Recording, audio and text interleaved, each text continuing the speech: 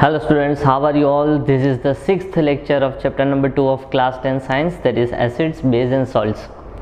So today we are going to learn about what acids have common in it and what base have common in it. Why all the acids are known as acids? Why there is a group of chemicals known as acids? What do they have common in it? And we are also going to learn about why some group of chemicals is known as base and what do they have common in it. So we know the examples of acid quite very well, that are HCl, H2SO4, and now we also know what they have in common, that is according to the definition of acid, that is HCl, H2SO4, hydrogen is there. Hydrogen is also there in sulfuric acid. We have H2CO3, carbonic acid, we also have hydrogen in it. We also have CH3COOH, ethanoic acid, we also have hydrogen in it. So they have hydrogen in it. And what do base have common in them? That is hydroxide, OH, NaOH, KOH, MgOH twice, CaOH twice. So they have hydroxide as common in it. Here hydrogen is common in acid, and in base there is hydroxide common. Clear? This one is an acid, this one is an acid known as ethanoic acid. So hydrogen is common in it. And now when we add acid into the water or we make it as a solution, here acids are alone. If we add water in it, for example H2O, then in presence of water HCl get divided into H plus and Cl minus. Here when water is added into sulfuric acid, it is divided into H plus and SO4 2 minus. When water is added to carbonic acid, it is converted into H plus and CO3 2 minus. Clear? Now when water is added into CH3COOH, that is ethanoic acid, it is converted into H plus and CH3COO minus. These two part, CH3COO minus and H plus. Now when water is added into NaOH, then it gets converted into Na plus and OH minus. Clear?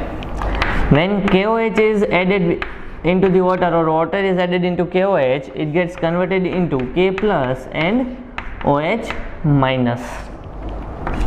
When water is added to MgOH twice, it is converted into Mg plus 2 and OH minus. When water is added to CaOH twice, then it gets converted into Ca plus 2 and OH minus. So now we can clearly and 100% surety के साथ we can say that acid have H plus in common and base have OH minus in common. Clear? So it is quite simple. But how can we detect that? How can we detect that if we take directly HCl? If we take directly HCl, suppose we have a container or a beaker. Clear? Now we are taking HCl, we are taking HCl, we are taking HCl, this one HCl, and we are trying to pass a current in it. We are trying to pass current into it. Then there will be no flow of current. Then there will be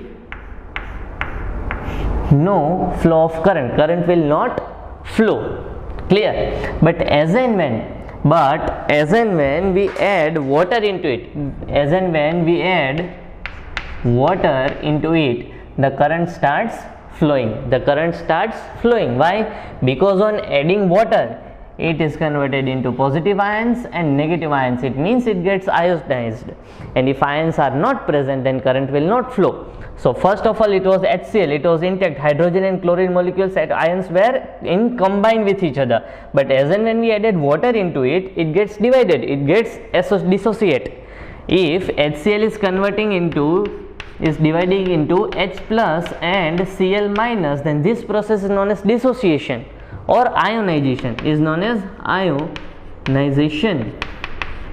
So we can say that HCl is dissociated. HCl is dissociated into H plus and Cl minus by addition of water. So in direct HCl current will not flow, but as and when we add water into it, the current starts flowing. Why? Because it gets ionized. Ions are present, and in the absence of ion, current cannot flow. Now this H plus is highly unstable. There can never be H plus alone found in any of the compound. H plus is highly unstable. So this H plus gets combined with water, H2O, and forms H3O plus. This H plus formed again combines with water and forms H3O plus. This is known as hydrogen ion. This is H plus is known as hydrogen ion, and H3O plus is known as hydronium ion. Clear? So why it's converted into hydronium ion? Because this H plus is unstable. Clear? And that is highly unstable. So this H plus gets converted into H3O plus, that is hydronium ion. So we cannot write H plus. It is always with water, that is hydronium ion. So as here H plus are produced, so we cannot write H plus. If you want to write H plus, then in bracket we have to write AQ. It means it is with water, that is aqueous solution. Or instead of H plus, we can write H3O plus. So either you have to write H plus aqueous or H3O plus ion. We cannot write directly H plus. Why we cannot write? Because it is unstable. It gets combined with water and forms H3O plus. And this H3O plus is known as hydronium ion. There is no such issue with hydroxide ion. They are quite stable. So hydroxide ion is often found in all the bases. But H plus is unstable. So H plus, if you have to write H plus, then write aqueous in bracket. What do we mean by aqueous? It is in the presence of water. So obviously H plus in the presence of water is known as hydronium ion. So hydrogen ion is unstable. So it is always formed hydronium ion. So this was the limitation. I have also told you in the starting of the chapter that we do not have any perfect definition of acid and base. So the definition we have written, that is quite useful in this chapter. In the first lecture, what was the definition of the acid? I am just going to repeat now. What was the definition of acid? The compound which has hydrogen in it. And produces hydrogen ion in its aqueous solution. Are known as acids.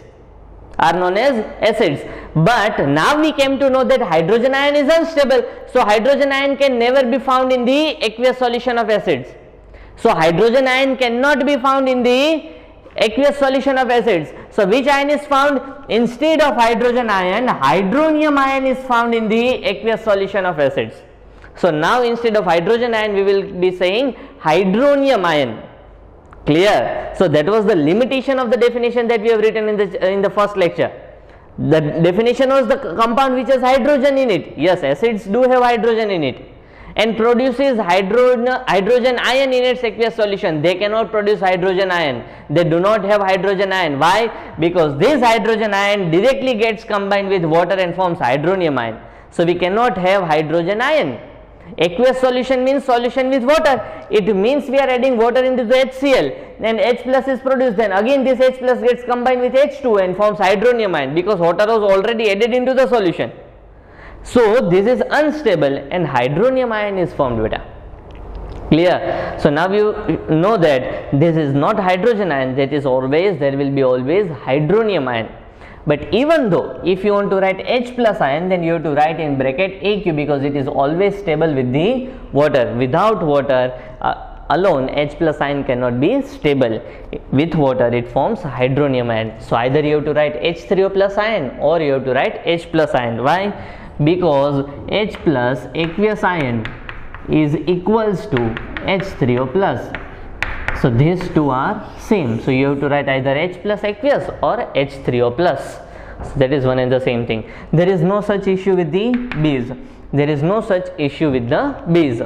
All the bases are not soluble in water.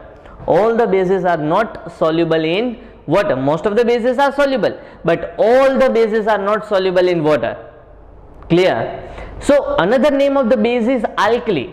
Another name of the base is alkali. Clear? And the basic solution is also known as alkaline solution. Alkaline solution. What do you mean by alkaline solution? Alkaline solution means basic solution. Alkaline solution means basic solution. So alkaline solution is also known as basic solution. Clear? But what do we mean by alkali? Alkali are only the bases which gets dissolved into the water. For example, do NaOH gets dissolved into the water? Yes. So NaOH is also known as alkali. Is also known as alkali. KOH is dissolved in water? Yes. So it is alkali. It is dissolved in water, alkali. It is dissolved in water, alkali. If there is a base which cannot dissolve into the water, if there is a base which cannot dissolve into the water, then it is known as alkali. Then it cannot be known as alkali. If and only if it gets dissolved into the water, then and then that base is known as alkali. So the base which can be dissolved into the water or which can be ionized into the water, that is known as alkali. Clear? So alkali is another name of the base which gets dissolved into the water or it forms aqueous solution. The base which can form aqueous solution is known as alkali. The base which cannot form aqueous solution cannot be known as alkali. Clear? So they can't be sent directly. Only the base which gets dissolved or which gets to form aqueous solution are known as alkali, and the solution is known as alkaline solution or basic solution.